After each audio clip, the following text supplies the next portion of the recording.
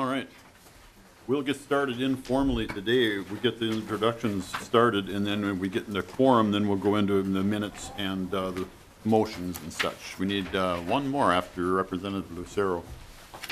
What we have today is House File 748, Representative Albright. We won't move your bill until we get a quorum, one more member, but go ahead with your presentation.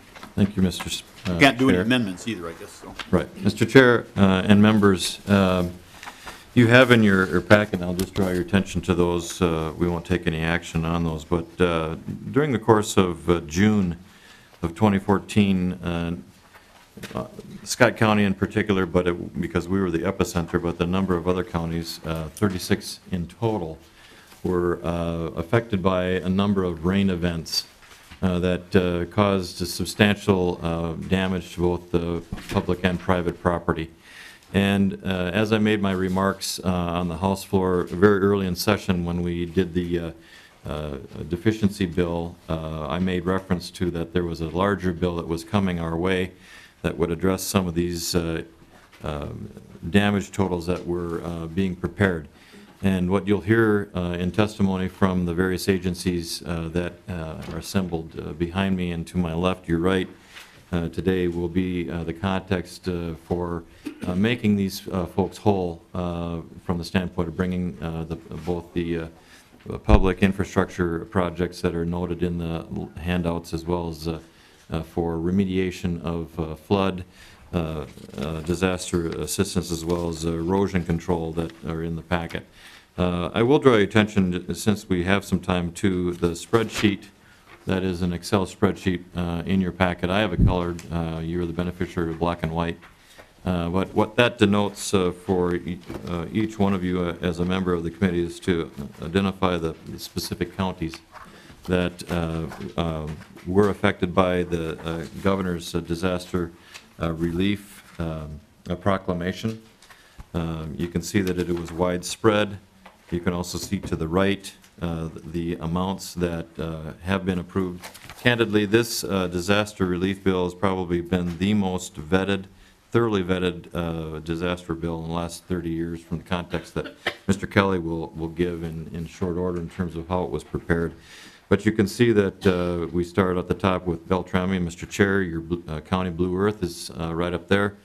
You can go down the list and identify the counties that you represent as individual House members and see the effect that those rain events took during the concert of June of 2014. So with that, Mr. Chair, I believe we might have a quorum.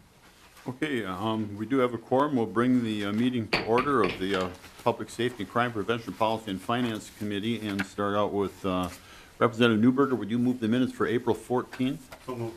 Representative Newberger moves the minutes for April 14th. All in favor say aye. Aye. Opposed?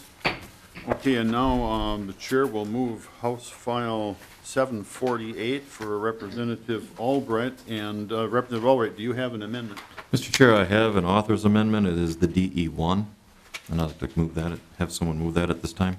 Yeah, the chair will move the DE1 amendment to House File 748.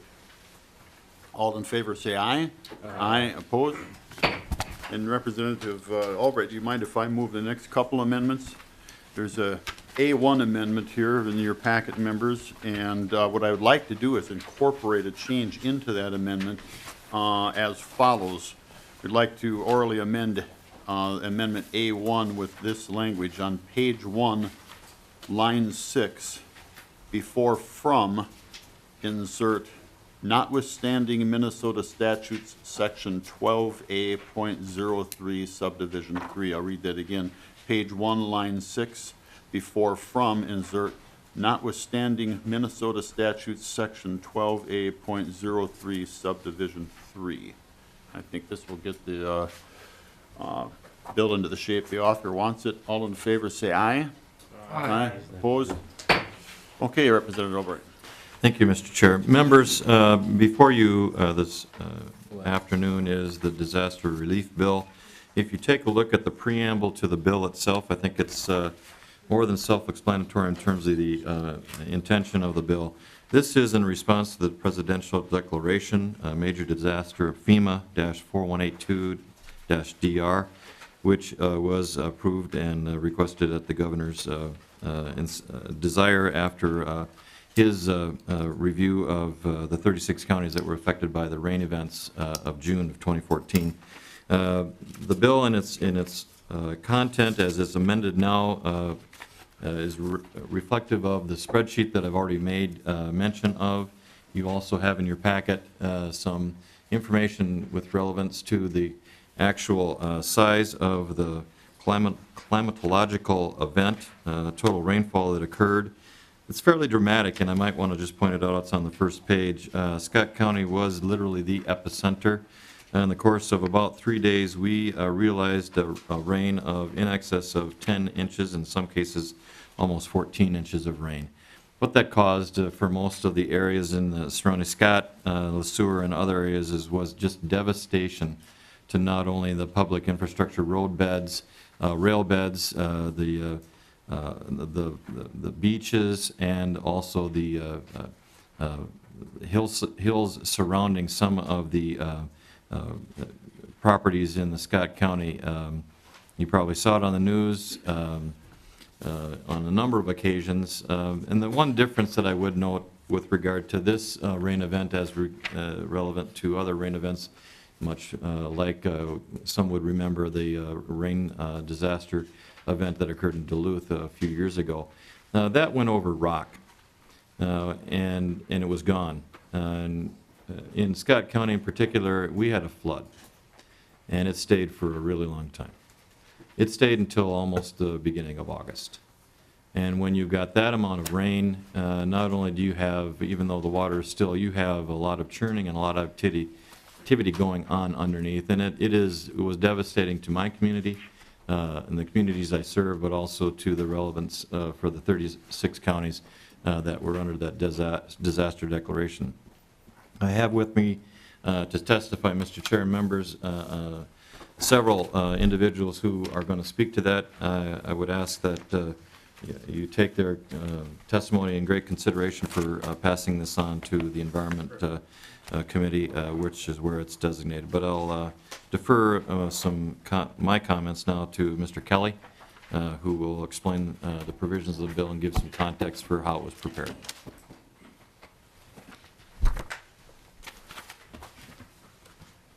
Hey, Mr. Kelly, welcome to the meeting. It seems like you have probably a non-controversial bill here, so if you want to just go ahead and make your comments and keep it rather short, that'd be great. Go ahead. Mr. Chair, members, I will do that. My name is Joe Kelly. I'm the Director of Homeland Security and Emergency Management with the Minnesota Department of Public Safety. As Representative Albright pointed out, we had a significant disaster last year. In the end, through the rains from the summer, we had 37 counties and 3 tribal governments that were deemed as eligible for federal disaster assistance.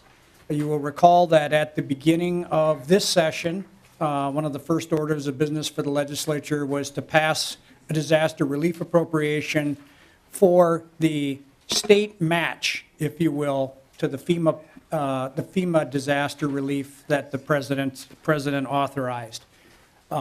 That bill was to pay the state share of the repair and of the damages caused by the event to public infrastructure, so for FEMA eligible projects.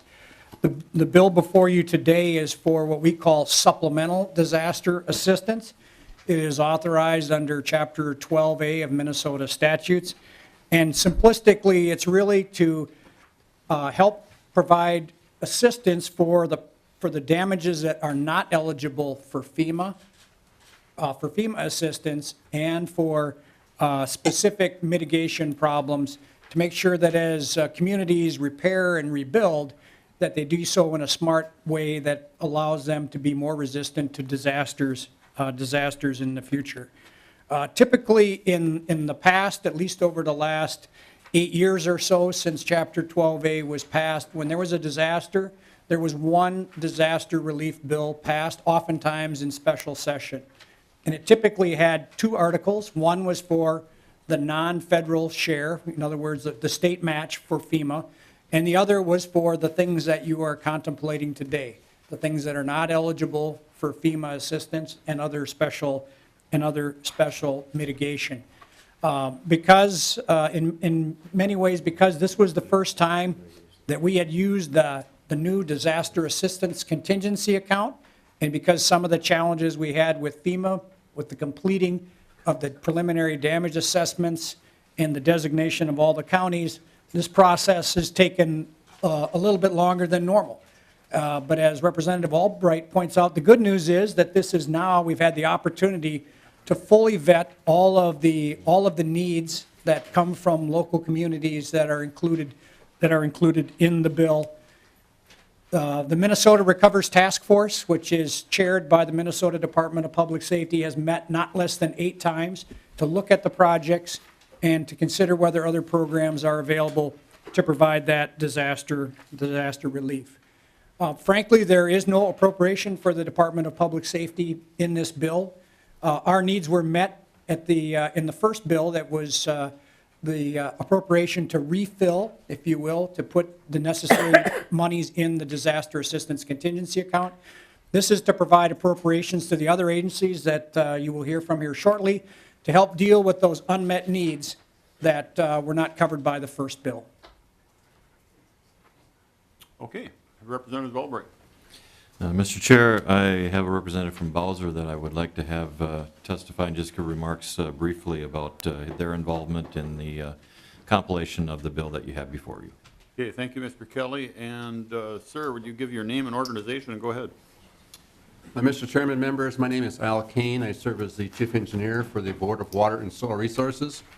And you should have in your packet a spreadsheet that just gives a list of the counties in DR 4182 and funding that's needed for non-federal share for practices on flood damaged areas, as well as estimated need for riparian flood damage, which is the Reinvest in Minnesota Reserve Conservation Easement Program. Whenever a flood occurs, we will normally ask the saltwater conservation districts around the state to provide us estimates of needs for repair of existing conservation practices, as well as new conservation practices. These are the types of practices that are not public lands, so we're dealing primarily with private lands and work with federal counterparts, the Natural Resources Conservation Service and the Farm Service Agency. So oftentimes we will partner with them on practices as well. So what you see in front of you are the needs for new conservation practices within the 37 counties of DR 4182. Mr. Kelly indicated that SF1 provided funding for additional public assistance, non-federal match, and it also provided some funding to the Board of Water and Soil Resources for repair of existing conservation practices. So that money has been distributed to the 19 soil and water conservation districts that identified damage to existing conservation practices. This funding is then for new conservation practices that are needed because of the flood events. So that first column is a total of 12.6 million, and the second column is focused on riparian lands for which the Reinvest in Minnesota Reserve Conservation Easement Program is a good way to put those lands into permanent conservation that were damaged enough that landowners can't repair them or don't want to try to spend the money to do that. So therefore, we will, if provided funding, also provide opportunity for those lands to come into permanent conservation, permanent cover, if you will. And the total there is for what we've identified as the most critical lands that for which the Reinvest in Minnesota Reserve program would be applicable.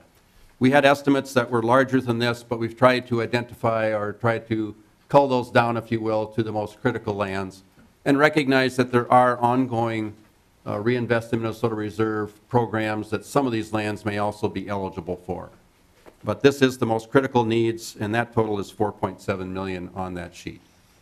So with that, I will take questions if you have them. If there's any questions, and I forgot, sorry to answer if there was any questions for Mr. Kelly, but if there are, we can bring him back. But any questions of this witness? If not, thank you, sir. And then Representative Albright, who would you like to hear? Mr. Chair, I have Mr. Lockersmo with us this morning, and I'm sure he'd be brief in his remarks as well. Good afternoon, Mr. Lockersmo. Go ahead and give your name and title and begin, sir. Thank you. Kent Lockersmo, I'm the Director of Capital Investment for DNR. And in Section 4 of this bill deals with natural resources. And on these disasters, and using the model in Chapter 12A, we're 12A12. And this bill does two things. The Subdivision 2 provides $2.1 million for facility damage. And that work is would be to repair the Blue Mounds Dam and also to repair a bridge in Fort Ridgely Park. So this is typically what happens in the disaster bills, where we get the money through the legislature, and then we do seek federal reimbursement. So the 75% will come back to the state once these projects are completed. The second part of this bill is Subdivision 3, which is flood hazard mitigation grants. So that's money that provides local assistance to deal with the impacts from the flood. It also includes an appropriation to the Prior Lake Spring Lake Watershed District to do the capital improvements on their outlet channel from Prior Lake. So those two items are what comprises the DNR portion of this bill. You'll be pleased to know I don't have any amendments for Rapidan Dam this year. That's Rapidan Dam is where all your pie came from the other day. Mr. Chair. Okay, yes. Representative Rosenthal. Thank you, Mr. Chair. And to the testifier, could you just explain a little bit more about the Prior Lake outlet channel and what happened and what is needed? Yes, Mr. Chairman, Representative. Basically, because of the volume of water, and Prior Lake was a landlocked lake. They put in an outlet a number of years ago, the Watershed District, and it goes through sandy soils on down to the Minnesota River. So they had sustained erosion and sedimentation damages throughout that, and culvert washouts. And Mr. Representative Albright could probably expand on that, but that's what I understand the project would be, to reestablish that outlet channel. And that is a reimbursable project from FEMA also. Mr. Chair? Yeah, Representative Albright. And Representative, just to give you kind of a mathematical graphic on that, it's a 3-foot pipe that starts the outlet channel. And in context, it's built to withstand about 60 cubic feet per second. When it blew, it was well above 90 feet per cubic second. It just could not hold it. So it basically exploded. Okay, any other questions for Mr. Lockersmo? If not, thank you very much. Thank you. And Representative Albright, do you have anybody else? I do, and I'm not sure who wants to go next. I have two more, Mr. Chair, that were on your testifiers list.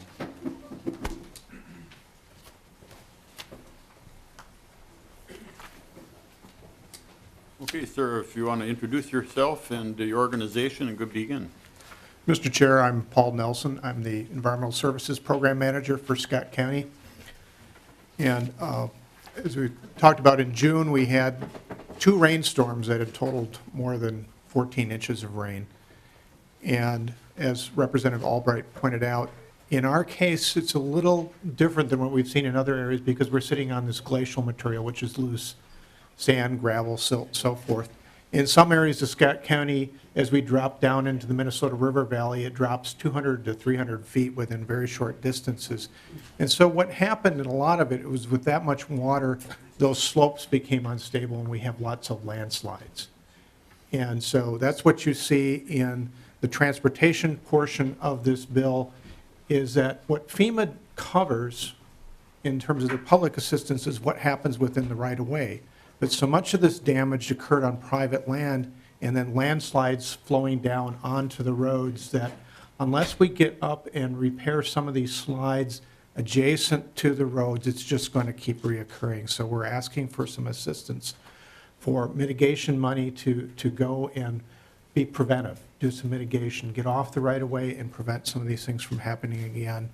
The major portion of the transportation is for County Road 60, which you may have seen in the news. We lost a lot of the road due to landslides, and to this day, it has not been repaired.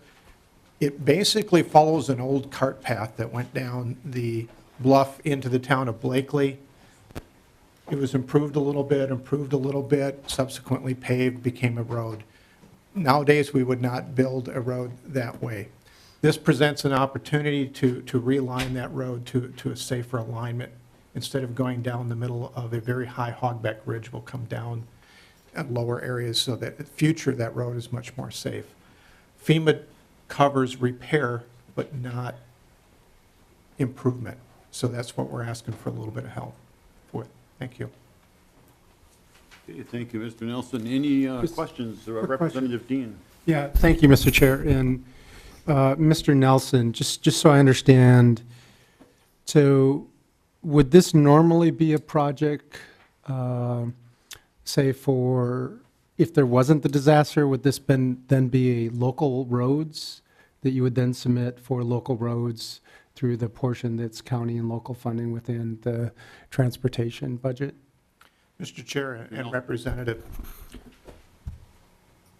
County Road 60 is not a state aid highway, so we probably would not have submitted that. With this change, though, we will probably change it to be the state aid highway for that area.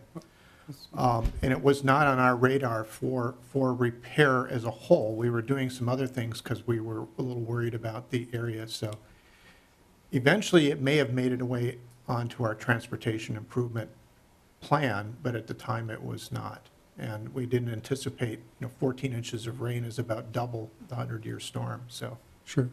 Representative Dean? So just to be clear, I believe, and I'm not on transportation, if anyone's on transportation, they can help me out here. I think there was a significant portion of money that was going to be given out to local and counties for road work, and I don't know if that's purely for repair work or if a realignment might be part of that. So I'm just trying to think about what we're doing relative to the disaster from what would be the normal course of action for a county in the given situation. That's not a question, just a comment. Thank you. Mr. Nelson, do you have any more to add? No, sir. Okay. Any other questions? Okay, seeing none, thank you, Mr. Nelson. And anybody else, Mr. Albright? Mr. Chair, I just have one further, if you will indulge us, Pat Lynch, or excuse me, Diane, sorry. She can give you context in terms of what the soil water conservation districts are doing in the area. Okay, good afternoon, ma'am. If you state your name and organization to begin. Yes, good afternoon, Mr. Chairman, members of the committee. My name is Diane Lynch. I'm the district administrator of the Prior Lake Spring Lake Watershed District. And you've already had a little conversation about the Prior Lake outlet. This is a very important way of conveying water from the area down to the Minnesota River. And it took a long time to build it. It was very controversial. There's been a lot of challenges with this flooding event, and we feel that if it weren't for the outlet channel, Prior Lake, which peaked at 5 feet above their normal flood level, it would have been about 7 feet over that. So it would have been devastation. What happened is about 40 houses were threatened with flooding. They sandbagged heavily. 2 of them actually did flood. But the rest of them were able to be protected. So we are asking for support to help us make this channel to be the effective channel it was before the flooding. And also there were some culverts that blew out, as was indicated earlier, and we're going to need to fix those as well. Okay, thank you very much. Any questions for Ms. Lynch? Okay, thank you very much. And then is there Claire Roebling would like to say a few words? I'm going to give you your name and the organization you represent. Go ahead, ma'am. Thank you, Mr. Chair and members. I'm Claire Robley, I'm the Communications and Legislative Coordinator for Scott County. And I just wanted to give a little background on the difference, when it was explained pretty well by Mr. Kelly, between the 12A and 12B and how it's been handled in past disasters. And some of you may know I was the Senate Finance Chair in 11 and 12. And we had the Duluth disaster during that time. And it was a very difficult time. It was a big disaster. We had no money. You may remember how we had a $5.2 billion deficit during those years. And so the new fund, this disaster relief fund, kind of evolved out of that because we didn't know where we were going to get the funds we needed to help cover, and we thought if we had something set aside, it would be helpful in case we ever got in another situation like that. But only $3 million was put into that fund, and that was quickly depleted last year as they were trying to match the FEMA funds that were coming in. So then you did the first bill in January, and as Representative Albright said, that there would be another one. And so I hope it's not a surprise to any of you that this is a follow-up one. And I just wanted to talk a little bit about what happened during the Duluth flood. The final appropriation was $159 million, and only $25 million of that was for the state's 25% FEMA match. And so that's a big difference in what's happening in this disaster. The state has spent $20 million, of which $14.5 million was for the FEMA match. So $14.5 million and $25 million. But we are not asking for anywhere near $159 million in this particular disaster. It's an additional $23 million. And so we also have the same thing happen in 2010. There was a disaster that was about $17 million for the FEMA match, and the state put in about $82 million. And then in 2007, there was the flood in southeast Minnesota, and the cost of that disaster relief package for the state was $169 million, and $17 million was for the FEMA match. So as you can see, members, there's been a lot of 12A projects that have occurred in these recent disasters, and that's what we're talking about is the ones that the federal government does not cover.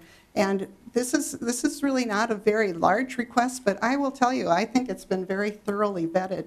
We've had almost 11 months now to come up with these numbers, and it was a little slow at first, and we were trying to get it together, but finally this is what we have arrived at, and we're hoping that you'll be supportive. I'll answer any questions if you have them. Thank you.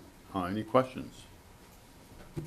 Okay, seeing none, thank you much for your testimony. And Representative Albright, any closing comments? Members, Representative Quam had a question. Thank you, Mr. Chair and Representative Albright. I notice you are bypassing the 12A in regards, I was wondering if that entity asked for SBA loan or not. Which part you talking about, Representative Quam? Well, I thought you had a 1A amendment that you did an oral. Yes, that was my amendment. To it? That was for, the Children's Museum was originally in the bill for $100,000. And in bordering my district and in Representative Considine's district here. And Representative Johnson and Representative Considine wanted that portion in there. They had $100,000 in there, but then they qualified for a loan since then, so then they didn't qualify for the grant. So that's why the language notwithstanding, because the Children's Museum received $75,000 a year less this year in the legacy funds, and it shorted them, and so they really can't afford to pay that loan back if they did qualify for it. So we put the appropriation in here, the original appropriation that used to be in the bill, back into it out of the general fund. So, and we had to have that language about 12A to get around that. Representative Quam. I understand that, but did they actually apply for the SBA loan and take advantage of that, and then we're supplying the funds to pay it back? I'm just trying to understand a little bit more detail there. No, I don't think they qualify for the loan, yes, but they can't afford the loan, so that's why we put the original 100,000 in here. Representative Dean. Yeah, I've got a question, then a comment. Thank you, Mr. Chair. So Representative Albright, the pipe that you mentioned earlier, do you know how long that's been in place without any events? without an event such as occurred There was in damage. June. Correct. Exactly. Correct. I think Ms. Lynch can probably give that Okay. explanation. Thank you. Mr. Chairman, Representative, it was put in place in 1983, and there wasn't a flood event like this, certainly. Okay, so this is where my comment will come in. So that's 30 years. I've only been here a short time, and it seems that every year we're taking up these flood events that are happening throughout the state. And I can't speak for before I was here, for some of you who've been here around a long time. Maybe this is something that's been common every year, but it seems it's becoming more and more a regular sort of practice that we have to look at these, and they generally tend to be water events. And so I don't know if there's something that we need to consider doing as a legislature on either creating a large pool that's going to, fund these, what I would say are these climatic change type events that happen on much more frequency, because we all know that 100-year events now seem to happen about every 4 to 5 years. And 500-year events seems to happen about every 2 to 3 decades. So I'm just throwing this out to us. I know we're not the Environment Committee. I know we're not all these other types of committee. We're Public Safety. But I think it's something that we all need to start to be cognizant on how we may need to start moving forward in the future. Thank you. Thank you. Any other questions, comments? Okay, thank you very much. Representative Albright, is that it for the testimony? Thank you, Mr. Chair. Yes. Any other comments? Just would be appreciative of your support on the bill as amended, and so that we can get these funds out to the communities that we all serve. Thank you. Thank you, Representative Albright. If there are no more questions, the House will renew his motion for House File 748 as amended to pass and move to the Committee on Rules. All in favor say aye. Aye. Opposed? Okay, it passes. And members, I think this will be, never say never, but this will probably be our last committee meeting. So thanks again to our staff, Mr. Diebel, and our research, Laura Taken-Holsey, and Brian Rosenblatt, and John Lynch, our fiscal person, and what did I call you? John Lynch. Oh, I just looked at 2 Lynches here on the paper, and I was confident we had 2 Lynches testifying, so I called you. Sorry about that, John. John Wolf. At least you didn't call me. And my trusty assistants here, Simon Gottlieb and Simon. oh. I got oh, God. Mr. Volu here, I can't say the V word, dude. All right, thank you very much, committee. I think we had a good time and got along pretty good, and hopefully we won't be meeting as a committee until next year. Meeting adjourned.